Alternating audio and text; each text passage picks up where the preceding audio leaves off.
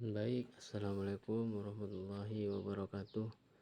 Saya di sini akan menjelaskan modul 1 data struktur yang dengan judul function dan prosedur. Nah, di sini saya menggunakan include stream dan juga include CMath. Nah, include CMath ini untuk mengetahui atau memakai rumus matematika. Terus di bawahnya yaitu double hitung luas segitiga, parameter, double alas, double tinggi. Nah, fungsi ini mengambil dua parameter alas dan tinggi segitiga dan mengembalikan nilai luas segitiga yang dihitung menggunakan rumus luas segitiga. Alas tinggi. Fungsi ini mencetak informasi segitiga berupa alas tinggi dan luasnya ke layar menggunakan ini std cout. Nah, di sini void cetak info segitiga, parameter, double alas, double tinggi, double luas, yaitu menggunakan std cout. Nah, menggunakan std cout ini untuk menampilkan pesan permintaan input alas dan tinggi segitiga. Dan juga di sini saya menggunakan std sin, fungsinya untuk mengambil input alas dan tinggi dari pengguna tersebut. Nah, memanggil fungsi yang di bawah ini yaitu hitung luas segitiga atau double luas. Nah, di sini untuk menghitung luas segitiga berdasarkan input alas dan tinggi. Memanggil fungsi cetak info segitiga ini. Nah, untuk mencetak informasi segitiga ke layar, termasuk input alas, tinggi, dan luas segitiga yang sudah dihitung. Nah, adapun cara kerja program di sini yaitu akan meminta pengguna untuk memasukkan panjang alas dan tinggi segitiga. Setelah menerima input dari pengguna, kita akan run terlebih dahulu. Nah, masukkan panjang alas segitiga. Contohnya kita 4, enter. Terus masukkan tinggi segitiga 4, 33. Lalu outputnya yang akan menampilkan segitiga dengan alas 4 dan tinggi 3, memiliki luas 6. Nah, fungsi di sini program ini akan menampilkan atau menghitung luas segitiga dengan cara alas kali tinggi. Mungkin itu saja dari saya. Assalamualaikum warahmatullahi wabarakatuh. Baik, Assalamualaikum warahmatullahi wabarakatuh. Perkenalkan, nama saya Aceh Zaidan Rafizafrila dari kelas Informatika F23. Nah, kali ini saya akan membuat video tentang modul 2 yaitu sorting untuk final project. Ya, langsung saja masuk ke modulnya. Sorting ialah proses pengurutan sejumlah data berdasarkan nilai kunci tertentu. Pengurutan data dilakukan dari nilai terkecil ke nilai terbesar yang disebut ascending atau sebaliknya descending. Algoritma sorting adalah metode untuk mengurutkan data atau elemen-elemen dalam suatu data dengan cara membandingkan dan menggabungkan nilai-nilai secara keseluruhan. Jenis-jenis algoritma sorting yang umum digunakan meliputi bubble sort, insertion sort, selection sort, merge sort, dan quick sort. Masing-masing memiliki kelebihan dan kekurangannya sendiri. Sorting dipakai untuk membantu proses pencarian, searching, dan menyelesaikan masalah-masalah kompleks seperti penjadwalan, scheduling. pengolahan basis data, riset operasi, dan lain-lain. Data yang terurut mudah untuk dicari, mudah untuk diperiksa, dan mudah untuk dibetulkan. Jika terdapat kesalahan, data yang terurut dengan baik juga mudah untuk dihapus jika sewaktu-waktu data tersebut tidak diperlukan lagi. Selain itu, dengan mengurutkan data, maka kita semakin mudah untuk menyisipkan data atau melakukan penggabungan data. Terdapat dua pengurutan, yaitu secara internal insert, dan secara eksternal sort. Secara internal yaitu pengurutan terhadap sekumpulan data yang disimpan dalam internal komputer yang dapat diakses setiap elemennya secara langsung, dapat dikatakan sebagai pengurutan tabel. Sedangkan external sort yaitu pengurutan yang disimpan dalam memori sekunder. Biasanya data bervolume besar sehingga tidak mampu untuk dimuat semuanya dalam memori. Salah satu contoh sorting yang paling gampang ialah bubble sort atau juga bisa disebut pengurutan tenggelam. Sinking sort adalah algoritma pengurutan yang paling mudah dibandingkan algoritma pengurutan lainnya seperti selection, merge, radix, dan lain-lain. Algoritma bubble ini mengurutkan nilai secara membandingkan nilai saat ini dengan nilai selanjutnya. Jika kedua nilai tersebut lebih besar atau lebih kecil sesuai implementasinya ascending order atau descending order, maka kedua nilai tersebut di-swap atau ditukar posisinya sampai semua nilainya sudah terurut agar lebih mudah untuk memahami. Dengan contoh, di sini ini merupakan bentuk dari bubble sort, yang dimana ada nama data yang akan kita urutkan. Seperti biasa, yang pertama include iStream using manifest std agar tidak menulis std di setiap bagian yang akan kita coding. Lalu print array untuk menampilkan array dan string array, int y. Lalu for int i sama dengan 0. Jika i sama dengan 0, maka i lebih kecil dari y, maka i lebih kecil dari nilai yang diinputkan. Lalu i tersebut diinkrementkan, maka cout array i, maka yang ditampilkan adalah array i yang telah diinkrementkan. Nah, di sini ialah void bubble sort string array. String array di sini, dan int y adalah yang angka misal yang saya inputkan. Lalu for int i sama dengan 0 dan int i lebih kecil dari y. Nah, int i di sini nilainya sama dengan 0. Nah, jika i lebih kecil dari y, maka i diinkrementkan. Lalu int y sama dengan 0. Nah, y lebih kecil dari y min 1. Maka jika sama dengan 0, maka nilai yang dimasukkan di sini akan dikurangi 1, maka nilai y diinkrementkan. If jika array j lebih besar dari array j plus 1, jadi di sini array j ialah 0 dan array j plus 1 adalah 1, maka string temp di sini temporary adalah suatu penyimpanan sementara, maka sama dengan array j. Nah, array j di sini masuk ke temporary. Nah, habis itu ialah array j plus 1 dengan nilai indeks 1 kembali masuk ke posisi pertama. Lalu yang di temporary, maka terbacanya array j plus 1, maka yang di temporary keluar di bagian kedua.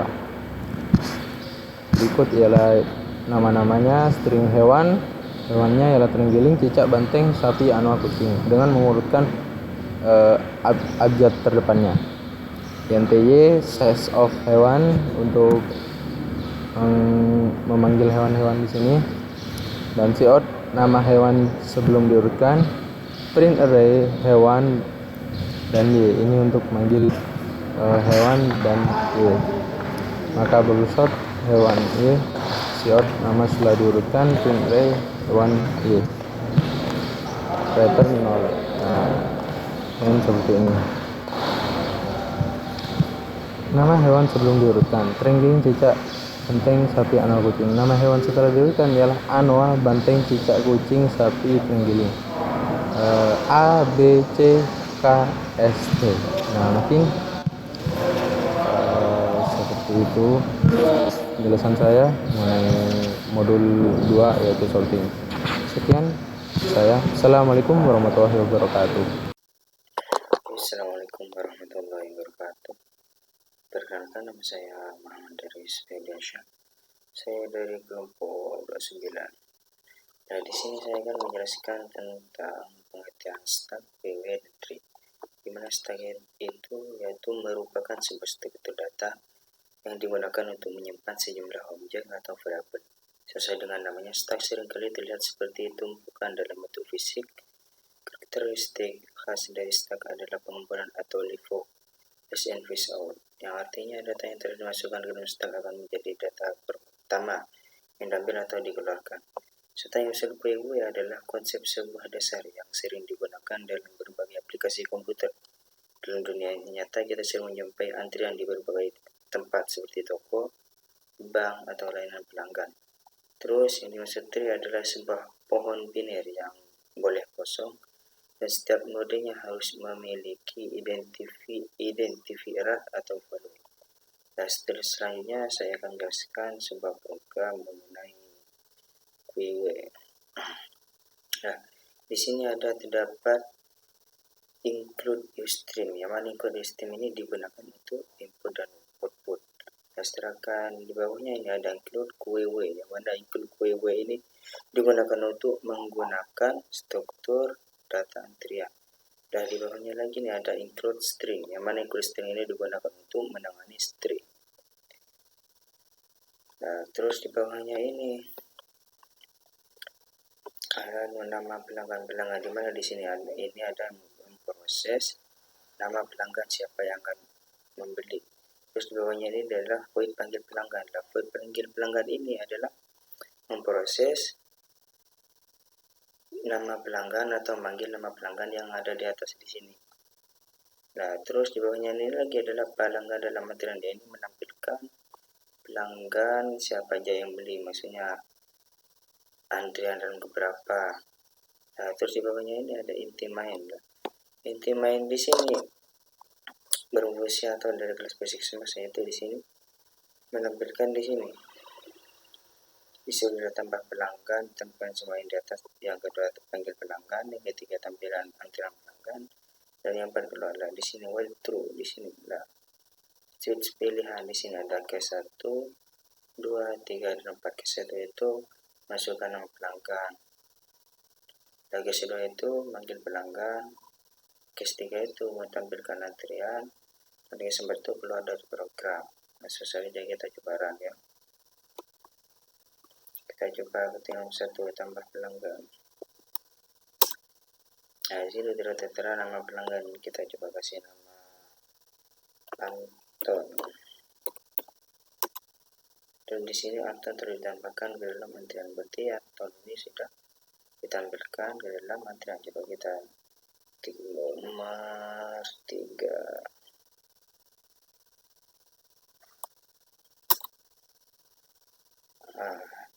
Nah, pelanggan 3 ini pelanggan dalam antrian ID nama 1 Anton. Kita coba ketik nomor 4. Nah, nomor 4 ini keluar dari program.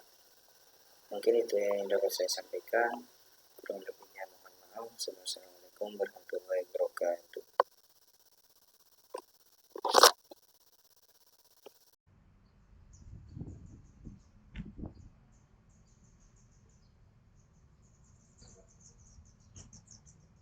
Assalamualaikum warahmatullahi wabarakatuh. Perkenalkan, nama saya Norafina Febi Amalia, NIM 2302310026. Saya dari kelompok 29, saya dari kelas Informatika A angkatan 2023. Pada kesempatan kali ini, saya akan menjelaskan tentang modul 4, yaitu tentang rekursif. Sebelumnya saya akan menjelaskan apa rekursif itu. Rekursif merupakan sebuah metode perulangan yang melibatkan penggunaan dirinya sendiri. Dalam konteks pemrograman, fungsi rekursif merupakan suatu bentuk perulangan yang tidak melibatkan iterasi. Pada dasarnya, fungsi rekursif ini sama dengan fungsi pada umumnya. Fungsi rekursif dapat dipanggil penerima parameter, mengembalikan nilai, dan memiliki sifat yang serupa. Nah, terdapat beberapa manfaat penggunaan subprogram rekursif ini. Manfaatnya yang pertama yaitu untuk meningkatkan readability, yaitu mempermudah pembacaan program. Yang kedua, meningkatkan modularity, yaitu memecah sesuatu yang besar menjadi modul-modul atau bagian yang lebih kecil sesuai dengan fungsinya, sehingga mempermudah pengecekan, testing, dan lokalisasi kesalahan. Yang ketiga yaitu meningkatkan reusability, yaitu suatu subprogram yang dapat dipakai berulang kali dengan hanya memanggil subprogram tersebut tanpa menuliskan perintah-perintah yang semestinya diulang-ulang. Nah, di sini saya akan menjelaskan mengenai implementasi dari rekursif ini.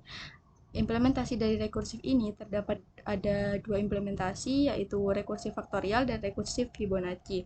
Nah, pada kode program ini menjelaskan tentang rekursif faktorial, yang mana pada program di atas ini terdapat fungsi rekursif dengan tipe datanya itu integer dan terdapat parameter untuk menentukan berapa faktorial yang akan dicari. Lalu pada metode main program di atas itu menggunakan perulangan do while untuk mengulang program, dan juga terdapat fungsi clear screen untuk menghapus hasil perhitungan program sebelumnya.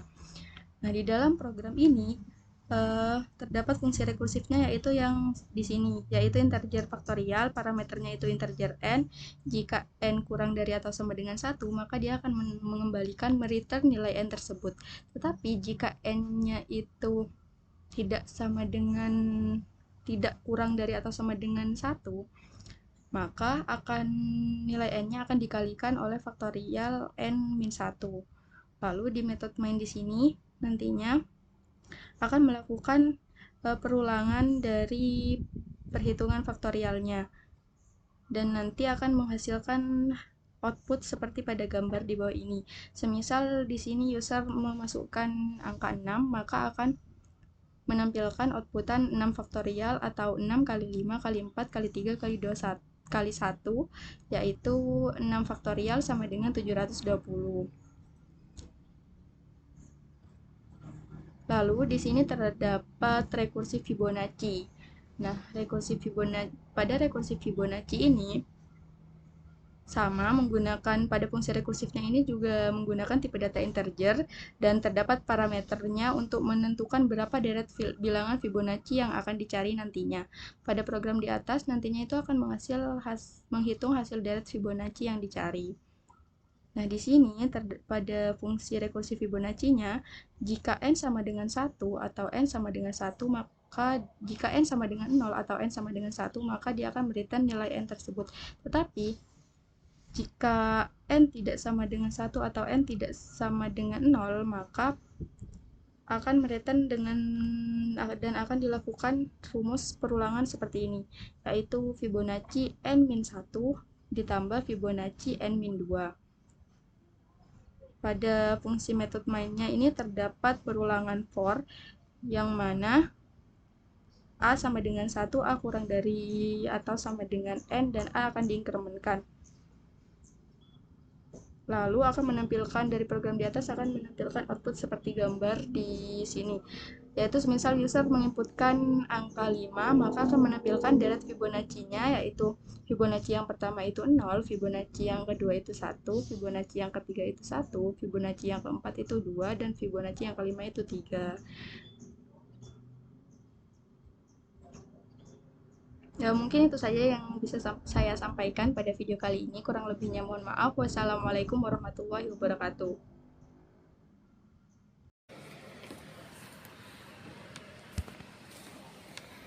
Oke, baik. Assalamualaikum warahmatullahi wabarakatuh. Langsung saja, perkenalkan, nama saya Firmansyah, NIM 0126. Oke, langsung saja kita ke inti pemrograman. Nah, di sini sudah ada. Di sini saya akan menjelaskan tentang mahasiswa yang tidak lulus, yang dimana kita masukkan nilai sama yang data mahasiswa yang tidak lulus. Nah, yang ini yang apanya, yang guideline ini tidak terpengaruh. Ini cuma seperti apa ya,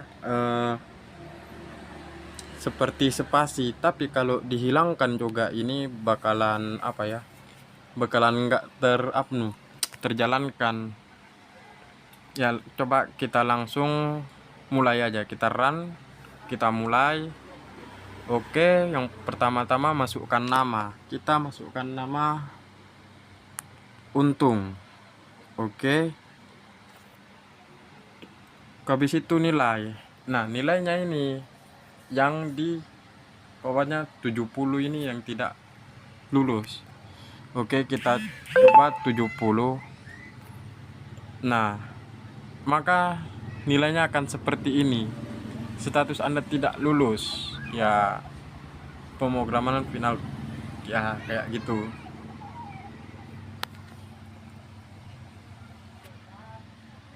Oke.